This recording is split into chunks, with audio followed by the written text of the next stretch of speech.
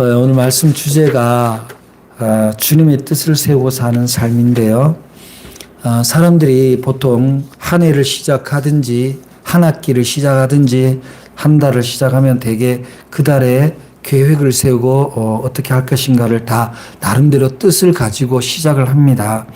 근데 그 뜻을 가지고 한다라는 것이 바로 내 삶의 방향성이 어떻게 되는가에 대한 굉장히 중요한 과정이라고 할 수 있죠. 그래서 우리는 신앙생활을 시작한다라는 것은 내 인생의 계획과 뜻이 어디서부터 출발하는가, 그리고 어디에 닿는가, 그것에 굉장히 중요한 표준이 됩니다. 어떤 신앙 좋은 한 자매가 이제 한 청년과 교제를 하고, 그래서 이제 집에 가족들에게 소개하고 혼인을 이제 준비하려고 가족들에게 소개를 합니다. 그래서 그 청년이 그 자매의 집에, 딸의 집에 와서 인사를 하고 했을 때 그 딸의 아버지가 청년에게 묻습니다.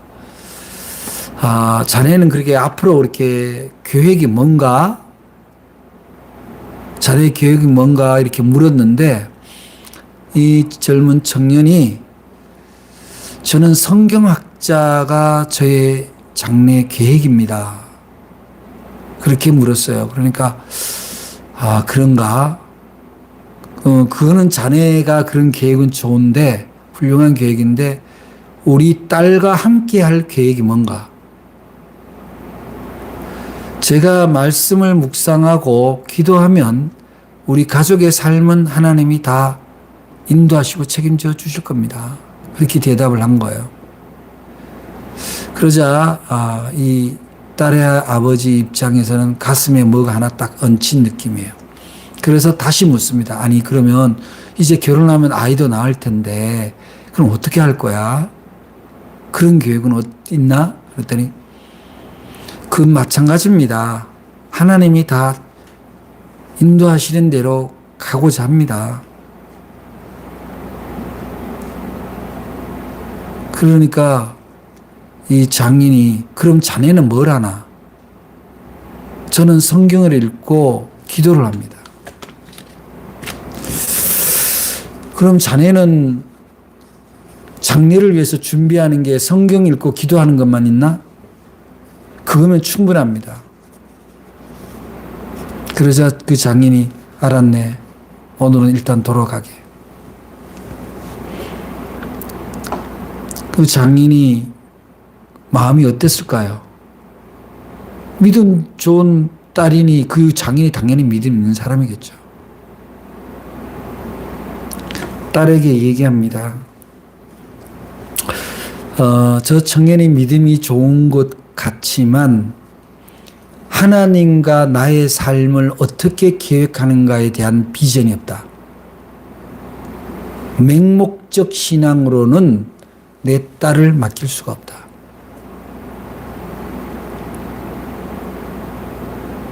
우리들이 가끔씩 계획을 세워서 하나님 앞에 기도할 때가 있습니다. 그러면 믿음 좋은 사람들은 우리가 성경 속에 사람이 계획할지라도 인도하시는 하나님이다 이렇게 말씀을 하기 때문에 굳이 계획할 필요가 없다 이렇게 생각하는 사람들이 있어요. 전혀 다릅니다. 하나님이 우리에게 주신 가장 큰 은총 중에 하나가 뭡니까? 지혜입니다. 지혜. 지혜는 뭐냐면은 하나님의 뜻을 가지고 살아갈 때 어떻게 사는 것이 하나님의 뜻인가를 얻게 되는 게 지혜인데, 근데 그 지혜는 바로 사람들과 관계 속에서 나타나는 거예요. 하나님의 은혜는 내 개인이 하고 싶은 것에서 나타나는 게 아니라 나와 하나님과 이웃 관계 속에서 나타나는 것이 하나님의 은혜입니다. 우리 성경에 예수님이 말씀하신 것 중에 열처녀 비유 있죠. 열처녀 비유의 핵심이 뭡니까? 내용의 핵심이 준비하지 않는 처녀에 대한 징계와 거기에 대한 예비예요. 10처녀 중에 5처녀는 아무것도 준비하지 않습니다. 뭐 계획이 없는 거예요. 계획이 없는 것에 대해서 얘기를 하는 거예요. 무조건 믿는 것이 믿음이 아니라 너의 믿음이 너의 삶 속에서 어떻게 나타날 거냐는 거죠. 나타날 거냐. 그래서 오늘 아까 우리가 후반부에 데살로니가후서 3장 11절 말씀에 우리가 들은즉 너희 가운데 규모 없이 행하여 도무지 일하지 아니하고 일만 만드는 사람이 있다.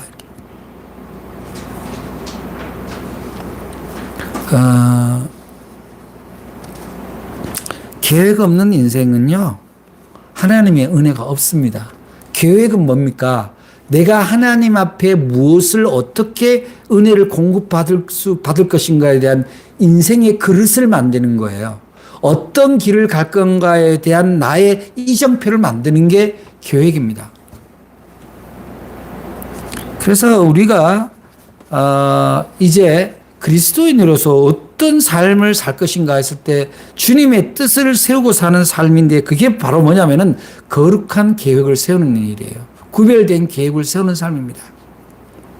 저는 오늘 여러분들이 말씀 가운데서 은혜를 받아서 여러분의 삶의 계획 중에서 그리스도의 뜻이, 하나님의 뜻이 임재되지 않는 계획이 있다면 재수정하고 이런저런 계획조차도 불투명하다면 계획을 반듯하게 세우는 그런 기회가 되기를 주의 이름으로 축복합니다.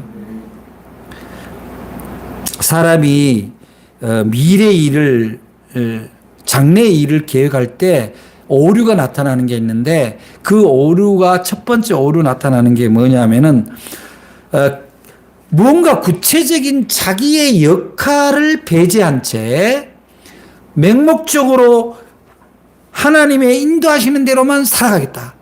하나님의 인도하심으로만 살아가겠다라고 얘기하는 겁니다. 그런 것은 굉장히 위험합니다. 내 인생을 하나님이 나한테 주어진 소명이 있고 사명이 있는데 거기에 대한 자신의 프로그램이 없다라는 것은 하나님이 우리를 로봇으로 만들지 아니하고 자율적인 자유인으로 만들어서 스스로 하나님과 상의하고 그리고 스스로 개척해 나가라고 우리 인생을 보내셨는데 그는 굉장한 오류입니다. 또 하나는 자기가 계획을 세우면 무조건 된다는 거예요. 그게 옳은지 그른지 그게 그리스도의 뜻인지 아닌지에 상관없이 나는 기도하면 다 돼. 그는 오만 방자한 사고방식이죠. 하나님 없이 여러 가지 세울 계획을 세우는 것도 굉장히 문제지만 하나님 이름으로 자기 마음대로 계획 세우는 것도 엄청난 오류죠. 그래서 예수 안 믿는 사람들, 신앙생활 안 하는 사람들이 이런저런 계획을 세웁니다. 대부분의 계획이 뭐예요? 대부분의 계획이 그저 잘 먹고 잘 살고 많이 소유하고 높아지는 것들에 관계되는 겁니다. 그래서 거기서 조금 더 업그레이드 한다면 사람들한테 좋은 평판을 받는 게 자기 장래의 희망이죠. 그러니까 사람들이 되게 뭘 하고 싶어 해요. 애들이 꿈을 꾸려면 연예인이나 유튜버 이런 거 하고 싶어 하잖아요. 노출에 대해서 잘하는 사람들한테 관심을 받고 싶어 하는. 근데 그런 것은 어리석다는 거예요. 예수님이 뭐라고 그랬어요? 누가복음 12장 20절에 하나님은 이르시되 어리석은 자여 오늘 밤에 네 영혼을 도로 찾으리니 그러면 네 예비한 것이 누구 것이 되겠느냐?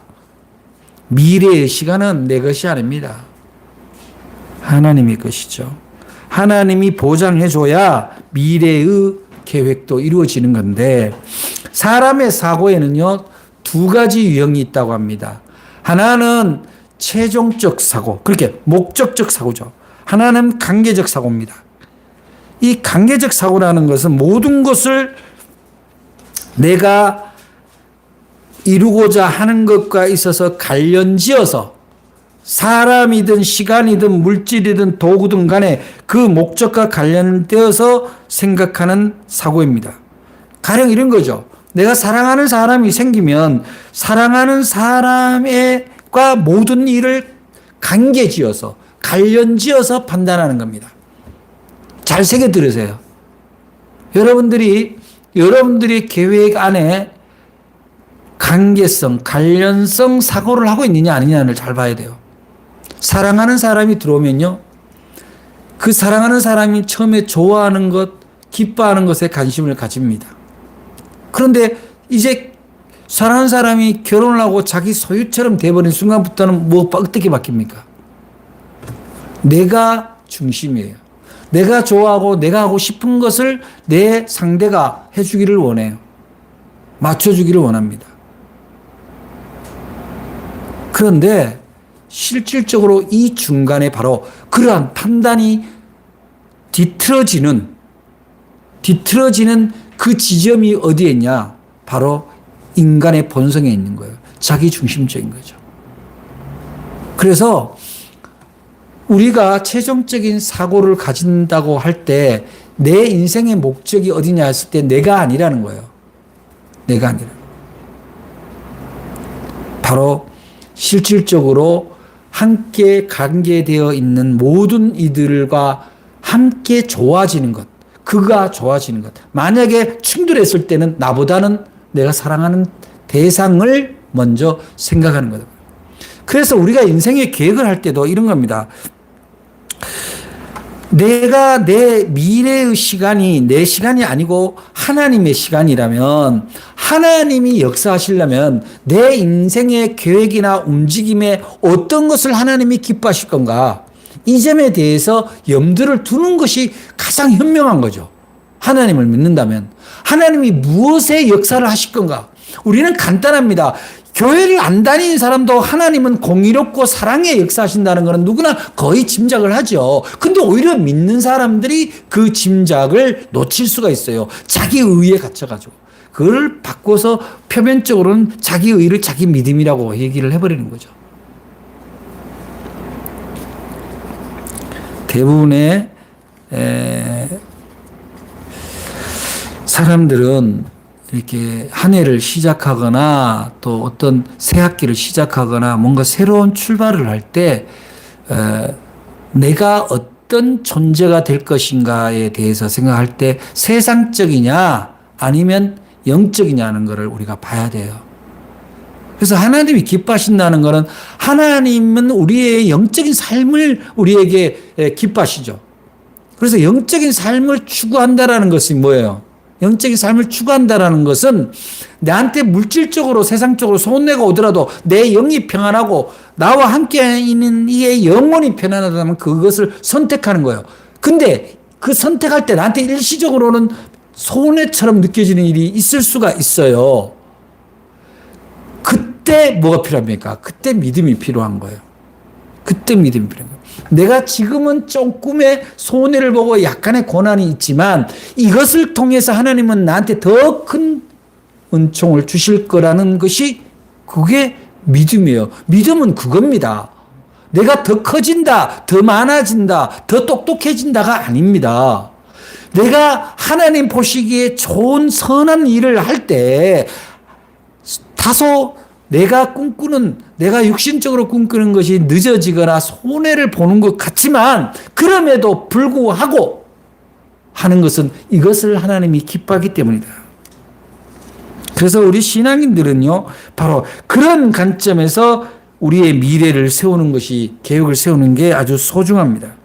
성숙한 사람들은 함께하는 일이 좋은 일에 계획을 세운다면은 이기적인 사람들은 자기한테 좋은 일에 계획을 세우죠. 아무리 교회를 오래 다녔다 하더라도 대부분의 그 사람의 계획을 보면 그러합니다. 우리 아이들이 다 군대를 다녀왔습니다만은 군대 갈 때 부모들의 마음은 대부분이 그럴 거예요. 좀 더 고되지 않고 좀 더 편안한 곳에 배치를 받으면 좋겠다. 너무 고달픈 데 안 갔으면 좋겠다. 그런 마음이 다 있죠.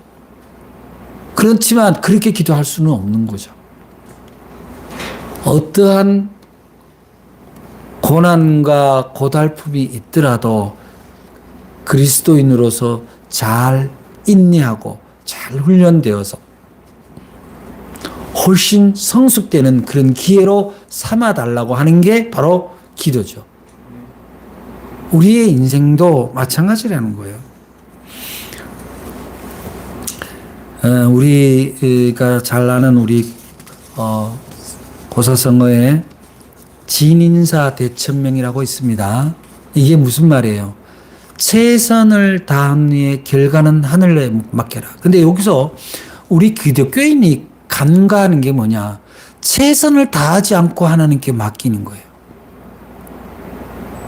최선을 다하지 않고, 최선을 다해서 성실하게 일하지 않고, 최선을 다해서 성실하게 공부하지 않고, 최선을 다해서 사랑하지 않고, 뭔가 하나님의 놀라운 열매를, 그거는 뭐라고 그래요? 그거를 요행이라고 합니다. 하나님은요, 공의롭고 공평하신 분이기 때문에 최선을 다하지 않는데 최상을 줄 수는 없어요. 그러면 사람들은 다 어떻게 됩니까? 자기의 역할에 최선을 다하지 않는 거죠. 근데 사람들이 어디에 최선을 다하는지 아세요? 어디에 노력하는 건지 아세요? 노력하면서 사는지 아세요? 대부분의 사람들이 자기가 자랑하는 것에, 자기를 드러내는 것에 최선을 다해요. 자신을 드러내는데. 사람들의 큰 오해가 있습니다. 여러분들도 주의하세요. 혹시 영상으로 제 설교를 듣는 분들도 함께 돌아보시면 좋겠어요. 세상의 지위, 직위가 자기가 아닙니다. 그거는 역할이에요. 내가 어디에 무슨 사장이다, 회장이다, 부장이다, 교수다, 박사다, 이런 것이 자신이 아니에요. 내가 어디에 사느냐, 몇 평에 사느냐, 무슨 차를 타느냐가 자신이 아니라고. 근데 많은 사람들이 그걸로 자신을 가시하죠. 대체적으로 이렇습니다. 지위와 소유를 가지고 자신을 가시하는 사람들이 보면은 거기에 허탄한 계획이 많아요. 거기에 인생을 투자를 합니다. 그게 잘못됐다는 건 아니에요. 자기를 드러내기 위해서 인생을 계획하고 애쓰는 사람들이 대부분 어떤 일, 자기를 알아주지 않았을 때 오는 그 열패감을 극복하지 못해요. 대부분의 독재 정권 지도자들이 어떻습니까? 그런 열패감에서 더욱 국민들을 핍박하거든요. 자신을 비판하는 자를 용납할 수가 없어요. 높아지고 많이 소유하는 것에 매달렸던 사람들의 특징입니다.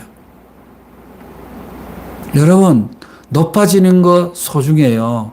많이 가진 게 왜 나쁩니까? 좋습니다. 그러나 그것이 자신이라고 하지 마십시오. 목회자들 중에도 종종 있어요. 교회 사이즈가 자기 인격의 사이즈인 양 얘기합니다. 부모 잘 만나서 애당초 규모 있는 교회에서 사역을 했음에도 불구하고 마치 자기가 커다란 신앙의 영적인 리더인 것처럼 보이는 것은 오해입니다. 우리가 인생의 계획을 세울 때 바로 그런 계획에서 해방할 수 있어야 돼요. 무슨 얘기입니까? 우리가 내 자신이 높아 보이고 허탄한 자랑을 하기 위해서 내 인생을 계획해서는 안 된다. 우리의 자랑은 오직 어디입니까? 그리스도의 사랑, 복음밖에 없어요.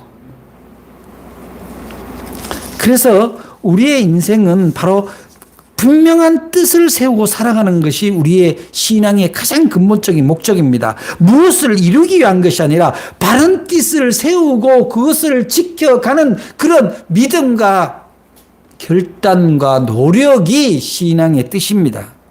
오늘 앞서 우리가 봉독한 다니엘의 말씀은 하나님에 대한 그 분명한 가치를 품고 오직 하나님만을 섬겼던 다니엘의 이야기죠. 다니엘은 유다 왕족의 자손으로서 바벨론 1차 포로 때 끌려갔습니다. 그러던 중 다니엘은 그의 친구 사드락과 메삭과 아벳느고와 함께 선발되어 바벨론의 사람들의 학문을 배우게 되었습니다. 그런데 그들에게 왕이 지정하여 주는 그 나라의 산의 진미와 술들, 포도주를 마시라고 했습니다. 그건 특혜였습니다. 정말. 그런데 다니엘은 그 특혜가 불편했습니다. 그들에게 공급되는 고기와 포도주가 바로 우상에게 제사를 드렸던 제물이었기 때문에 그렇습니다. 그래서 다니엘이 결단을 내린 거예요. 다니엘이 뜻을 정하여 왕의 진미와 그가 마시는 포도주로 자기를 더럽히지 아니하리라고 왕의 환관장에게 채소만 달라고 부탁했습니다. 그러나 환관장은 왕이 명령해서 주는 구별된 음식인데 그거를 채소만 줘서 만약에 이 왕족들이 유학을 온 이 왕족들이 얼굴이 초췌해지면 자기 문책이 두렵기 때문에 드리려고 하지 않았죠. 그래서 이 오늘 성경의 이야기는 환관장에게 자 그러면 열흘만 한번 줘봐라. 열흘만 한번 채소만 줘봐라. 그래서 열흘 지났는데 어떻게 됐어요? 얼굴이 초췌하기는커녕 다른 곧또래보다 훨씬 얼굴에 윤기가 돌았다 이 말이에요. 그래서 그 이후에 그 감독관이 다니엘이 원하는 음식만 줬다는 거예요. 그래서 우리가 신앙생활 하는데도 정말 뜻을 정하는 일이 중요합니다. 그냥 내 형편에 따라 말씀을 읽다가 말다가 기도하다가 말다가 예배를 드리다가 말다가 하는 것으로서는 하나님이 우리의 인생을 그의 인생을 책임져 줄 수가 없다는 거예요. 적당히 그 적당은 누가 기준입니까? 하나님이 아니라 내가 기준인 거예요. 내 기준으로 사는데 어떻게 하나님이 내 기준 따라 움직입니까? 우리가 하나님의 사랑하는 피조물로서 자녀로서 하나님의 뜻을 따라가는 것이 아주 자연스러운 건데 하나님 날 따라오세요. 하나님 내 뜻대로 해주세요. 그렇게 할 수가 없는 거예요. 이 다니엘서에서 이 이야기는 다니엘이 그야말로 뜻을 정했다. 그 뜻이 뭐냐? 하나님의 뜻대로입니다. 내가 다른 것에 유혹받지 않겠다는 뜻이 우리에게 주는 신앙적 교훈입니다. 여러분 춘원 이강수 소설 무정의 춘원 이강수 알죠? 이강수가 처음에는요 민족 독립 3.1 독립선언서에 서명도 하고 그런 사람이에요. 근데 그 사람이 나중에 변절을 합니다. 일제에 충성을 하게 되죠. 그가 신채호 선생을 찾아갑니다. 역사학자이자 구한말의 언론인이었던 단재 신채호 선생이 가니까 단재 선생이 세수를 하다가 저기서 이강수가 인사하러 오니까 뻘떡 섭니다. 서가지고 선체로 세수해요. 그리고 옷 다 줬죠. 그래서 춘원이 단재에게 묻습니다. 아니 선생님 이게 무슨 일입니까? 왜 세수를 그렇게 하시냐. 저 사악한 외놈들이 지배하는 나라에 어떻게 내가 고개를 숙이면서 살겠냐. 나는 절대로 고개 숙이지 않겠다. 세수를 하든 밥을 먹든 나는 고개 숙이지 않는다.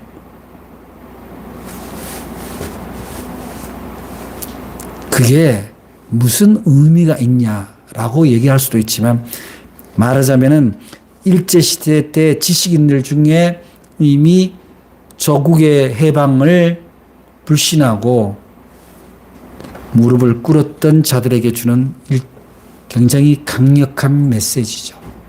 단재 신채호 선생의 이 뜻이 우리들의 신앙 안에도 마찬가지입니다. 무엇보다도 우리는 하나님을 먼저 섬기려는 뜻이 정해져야 됩니다. 다니엘이 왕이 제공하는 산의 진미 포도주를 거절한 것은 그것이 우상의 제물이기 때문입니다. 여기서 우리가 오늘날에 인용을 하면은 이런 겁니다. 내가 아무리 부자가 되고 싶다, 아무리 높아지고 싶다 할지라도, 아무리 내가 배부른 존재가 되고 싶다 하더라도 그것이 부정한 일이면 하지 말아야 된다는 거예요.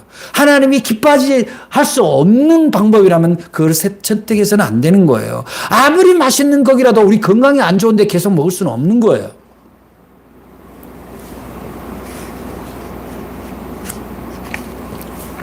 우리가 믿는 것은 하나님이지 세상의 높은 지위가 아닙니다. 많은 소유가 아닙니다. 고린도서 8장 5절로부터 6절에서 바울은 우리에게 이렇게 말씀합니다. 비록 하늘에나 땅에나 신이라 칭하는 자가 많아 많은 신과 포도주가 있으나 많은 주가 있으나 그러나 우리에게는 한 하나님 곧 아버지가 계시니 만물이 그에게서 왔고 우리도 그를 위하여 또한 한 주 그리스도께서 계시니 만물이 그로 말미암고 우리도 그로 말미암느니라. 사랑하는 여러분, 우리가 믿는 하나님은 우리의 임의에 따라서 나눠지지 않습니다. 유일하게 한 분입니다. 이 신을 믿으나 저 신을 믿으나 착하게만 산다. 천만에 만만입니다. 세상에 가장 완전한 것은 하나만 있는 거예요. 그래서 이스라엘 사람들이 세마라고 부르는 신명기 6장 4절로부터 9절에 보면은 이스라엘아 들으라. 우리 하나님 여호와는 오직 하나님이 여호와시니 너는 마음을 다하고 성품을 다하고 힘을 다하여 네 하나님 여호와를 사랑하라.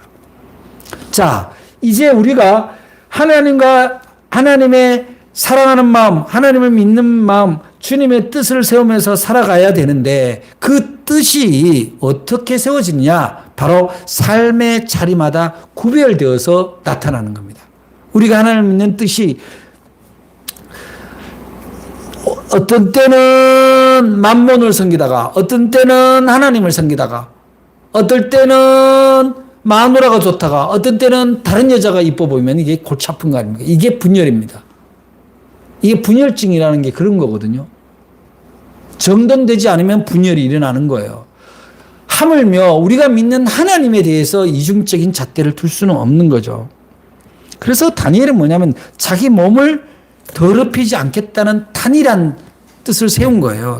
그러니까 세상의 산의 진미나 포도주로 나를 더럽히지 않겠다 이렇게 얘기를 하는 거죠. 근데 뭐 그렇게 사람들의 뜻을 세우면 이렇게 얘기합니다. 야, 그런 마음이 중요하지. 그거 뭐 그렇게 한다고 그게 무슨 일이 있겠냐. 무슨 일이 있겠냐 하는 게 그게 무슨 뜻이냐면은 꼭 그 음식을 부정타 안 부정타라고 얘기하는 것이 아니라 내가 무엇을 취하든지 간에 구별해서 취하겠다라는 뜻을 공포하는 거예요. 여러분들이 삶의 자리에서 뜻을 세우기 위해서는 여러분들이 크리스천이라는 것을 분명히 선포하시기 바랍니다. 나는 예수 믿는 사람이에요. 나는 교회 다녀요. 사람들이 뭐라고 얘기하면 분명하게 얘기하시기 바랍니다. 그럼 그 사람들이 뭐라고 주저리 얘기하지만 이미 이 사람은 구별된 사람이구나. 우리가 함부로 해서는 안 되겠구나라는 마음의 준비를 합니다. 그게 어떤 자리든 간에 여기서 누가 부정한 방법으로 무엇을 청탁을 하든지 또 음주 문화를 통해서 어디 이상한 데를 가든지 할 때 분명히 선포하면 돼요. 눈 감는 순간 그들은 우리가 믿는 예수의 능력을 깔아뭉개는 거예요. 저 별각이구나. 여러분의 마음을 더럽히고 여러분의 믿음을 더럽히는 유해 환경이 보일 때마다 여러분은 선포하시기 바랍니다. 먼저는 자신에게 선포하고 그리고 함께 있는 이들에게 선포하시기 바랍니다. 나는 그리스도인입니다. 이게 뜻을 세우며 살아가는 겁니다. 그 다음에 두 번째, 여러분들이 주님의 뜻을 세우고 살아가는 이 일은 내가 주님이 기뻐하는 그런 삶의 나의 방식이나 어떤 열매를 누구와 나누고 있냐는 거예요. 여러분이 사랑의 존재가 되고 싶다면 그 사랑을 누구하고 나눕니까? 그저 나하고 친한 사람, 우리 교회에 있는 교인들끼리. 그것은 주님의 뜻하고 다릅니다. 제가 며칠 전에 어느 예수를 믿는 교인을 만났는데 그런 얘기를 하더라고요. 그리고 믿음이 굉장히 왜곡된 거예요. 저는요, 교인들만 있으면 행복해요. 세상 사람들 다 필요 없어요. 여러분, 그게 바른 믿음인가? 어디 가서 그러고 전도를 할 거예요? 어디 가서 영혼을 구할 거냐고. 지네끼리 맨날 들러붙어 있으면. 그래서 주님의 뜻을 세운다는 것은 내가 주님의 사랑으로 겸손해지고 주님의 사랑으로 성실해지고 주님의 사랑으로 공동의 필요를 잘 채우고 협력해 가는 일에 뜻을 세워야 된다는 거예요. 선한 일에. 그 사람이 어떤 사람이냐? 선한 영향력이 생기는 그리스도인이 되는 거예요. 아무리 내가 믿음이 좋고 교회 열심히 나가고 교회에서부터 살다시피 하더라도 다른 사람들이 고통에 대해서 위기에 대해서 무관심하다면 누가 그 사람을 사랑의 존재로 믿습니까?